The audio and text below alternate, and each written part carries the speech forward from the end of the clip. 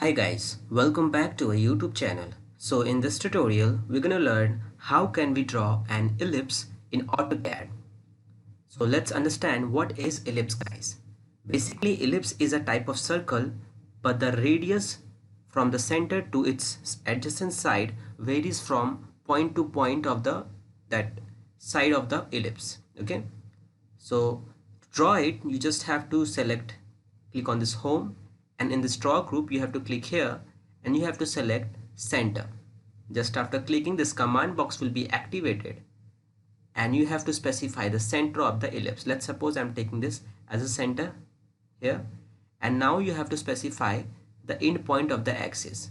For example, if you are giving the direction toward this side, then you will keep the direction from here, this point, to this point.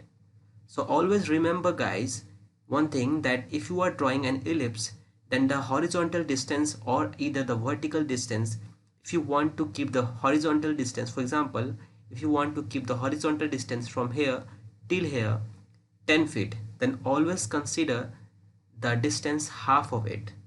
Similarly, if you are enter the height, then the height should always be entered as half of it. For example, if I wanna draw this horizontal line, and the distance, total distance should be, end to end distance should be 10 feet. So I would enter just 5 feet, enter. That means from here till here it's 10 feet. Okay. Similarly, the height, if you want to give the height as total of 30 feet. Okay. Total height of 30 feet. So you would have to enter the half of it, like 15 feet, enter. You can check it by using line command.